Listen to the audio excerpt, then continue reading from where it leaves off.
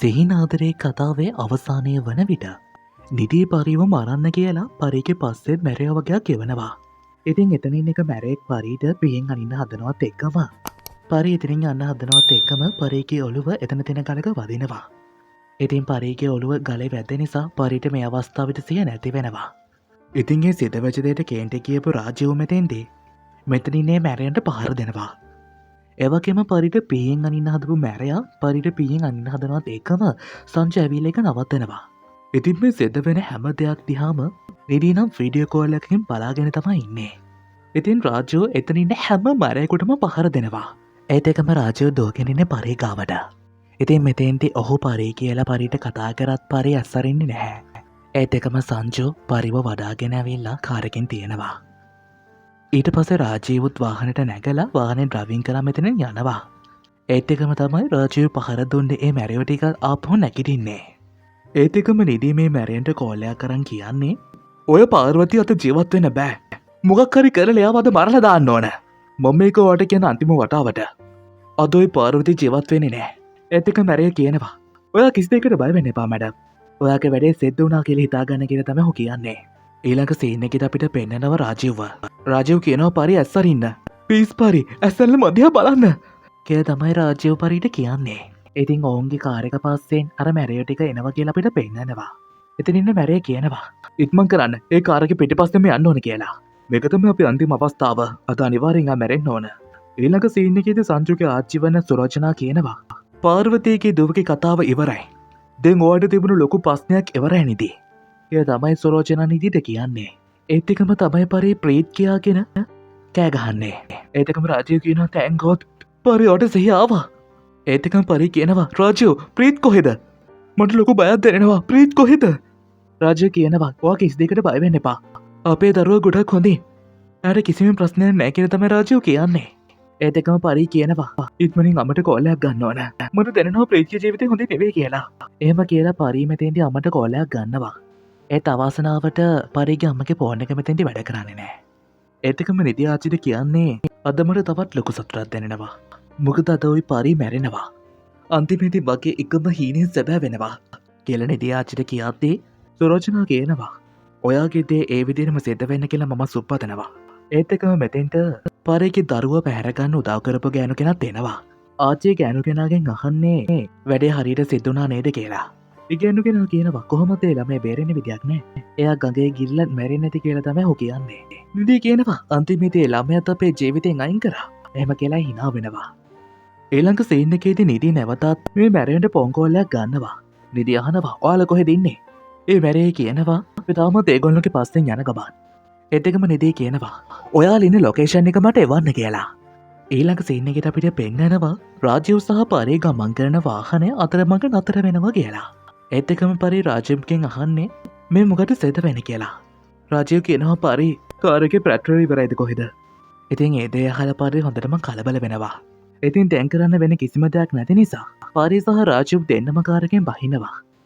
ඒත් එකම රාජීව් සහ පරි දෙන්නම තමන්ගේ අත් දෙක අල්ලගෙන අර මැරයන්ගෙන් බේරෙන්න කියලා හිතාගෙන ඉදිරියට දුවගෙන යනවා. ඔන්න ඔය මොහොතත් සමගම තමයි අර මැර කණ්ඩායම මේ ස්ථානෙට එන්නේ. එතනින් එක මැරේ කියනවා අර ඉන්නේ දෙන්න කියලා. ඉතින් මේ දෙන්නත් ඒ මැරියෝ තමන්ගේ පස්සෙන් එනවා කියලා දකිනවා. ඒත් එක මෙතනින් එක මැරේ කියනවා අපි මරන්න ඕනේ පාර්වතීව විතරයි නැතුව සංජුව නෙවෙයි කියලා. වාහනේ ඩ්‍රයිවිං කරන කෙනා අහනවා අපි දැන් මොකද කරන්න ඕනේ කියලා. මැරේ කියනවා දිගටම ඩ්‍රයිවිං කරන් යන්න කියලා.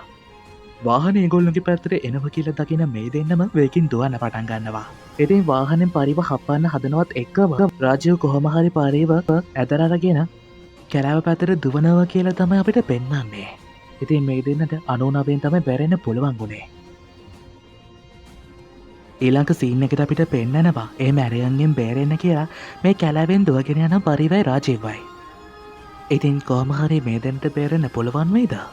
ඉතින් අවාසනාවට දෙන්නගෙම කකුල් දෙක පැටලවිලා දෙන්නම බිමට ඇදගෙන වැටෙනවා.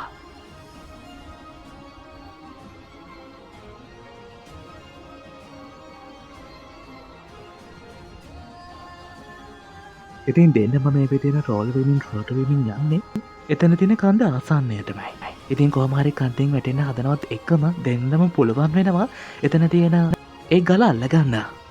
ඔය මොහොතත් සමගම අර මැරියෝ දෙන්නත් පරිසා රාජ්‍යව වෙන තැනට එනවා.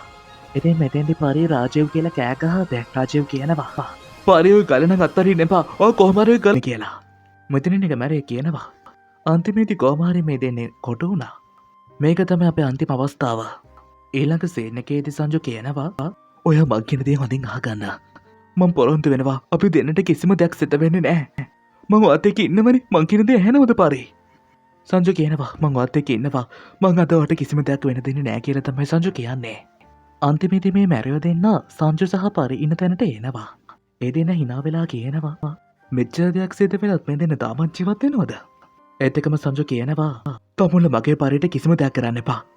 පරිට මොකක් හරි දෙයක් කරොත් මං තමුල්ල ඉතුරු කරන්නේ නැහැ කියලා තමයි සංජු කියන්නේ.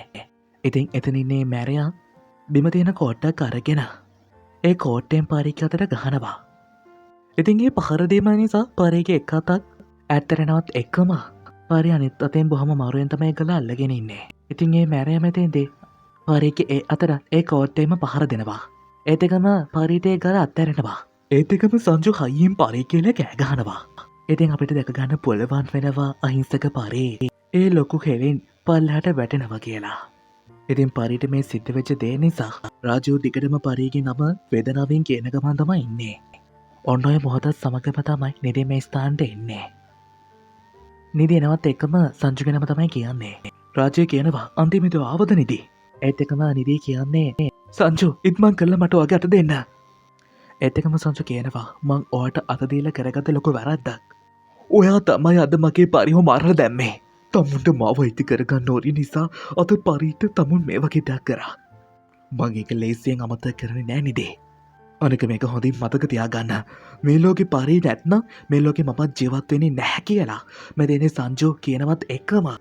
රාජයෝ ඒකල අත්තරිනවත් එකම තමයි නිදිය හයියෙන් සංජු කියලා කෑ ගහන්නේ. ඉතින් අපිට පෙන්නනවා සංජුවත් ඒ කන්දෙන් පල්ලහට වැටෙන විදිය. ඉතින් පරේ වැටිලා ඉන්න තැනටම තමයි සංජුත් වැටෙන්නේ. අන්තිමේදී මේ සිද්ධ වෙච්ච දේ දරා ගන්න බැරුව ඉන්න නිදිවත් අපිට පෙන්නනවා. නිදීට සංජුව තමන්ගේ විතරක් කරගන්න තිබේ පිස්සුව නිසාම අන්තිමේට නිදීදත් රාජුව නැති වෙනවා. ඊළඟ සීන් එකෙත් අපිට පෙන්නනවා පරිවයි සංජුවයි. ඉතින් මේ දෙන්නම ඉන්නේ තමන්ගේ ජීවිතේ අවසාන හුස්ම යවන මොහොතේ. ඉතින් මේ දෙන්නගේ අන්තිම මොහොතේදී ඒ දෙන්නට මතක් වෙන්නේ ඒ දෙන්නගේ ආදරණීය මතකයන්. රාජීව් කොහොමද පරිව මුල්වලට විවාහ කරගත්තේ කියන විදිය. ඒ වගේම රාජීව් සහ පරි වටහට යන විදිය.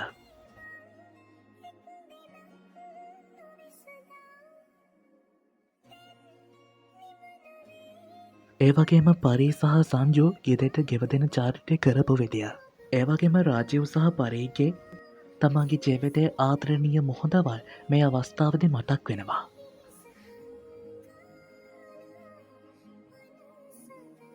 ඉතින් පරි සහ රාජීව් කියන්නේ ගොඩක් ආදරෙන් හිටපු කපල් එකක්. ඉතින් පරි සහ රාජීව්ගේ ආදරණීය මතක සටහන් මේ දෙන්නගෙම ජීවිතේ අන්තිම මොහොතදී මතක් වෙනවා. මේ දේවල් මතක් වෙන පරිගේ ඇස්වලට කදුරු වෙනවා කියලා අපිට පෙන්නනවා.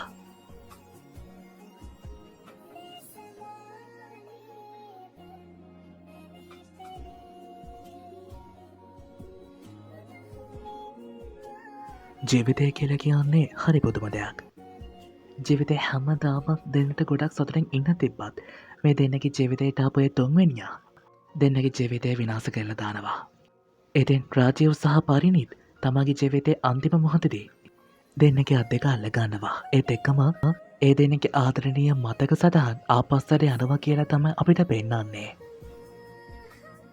නිදී කරපු වැඩ නිසා අන්තිමේදී දෙන්න වෙන් වෙලා ආපහු එකතු වෙලා ආපහු වෙන් වෙලා අන්තිමේදී එකතු වෙන්න ගිහිල්ලා නිදීගේ වැඩ නිසා පරිණිත් සහ රාජීව්ට මේ ජීවිතයෙන් සමුගන්න සිද්ධ වෙයිද. ඉතින් තමන්ගේ ජීවිතයේ සිද්ධ වෙච්ච ආදරණීය මතක සටහන් ආපස්සට යනවත් එක්කම පරි මෙතෙන්දී තමන්ගේ ජීවිතයේ අන්තිම හුස්ම යවනවා. ඒ මොහොත සමගම සංජුත් තමන්ගේ ජීවිතයට සමු දෙනවා. ඉතින් ඔය විදිහට තමයි රාජීව් සහ පරිණිත්ගේ ආදර කතාව අවසන් වෙන්නේ. ඉතින් මේ ඒ දෙදෙනාගේ ආදර කතාවේ අවසානය විතරයි. ඉතින් එතනින් එහාට තමයි පරිණිත් සහ රාජිකේ දුව ප්‍රීත් සහ නිදීගේ සංජුගේ දුව ගෝරිගේ කතාව ඉදිරියට ගලාගෙන යන්නේ. ඉතින් වසර 20කට පසු ඒ ආරම්භ වෙන කතාව මොන විදිහට ගලාගෙන යයිද? පරී රාජ්‍ය වූ නිරේ මේ තුන්දෙනාගේ ජීවිතයට සිද්ධ වෙච්ච බාධකම ප්‍රීති ගෝරි ආදිත්‍යගේ ජීවිතය වටා සිද්ධ වේද?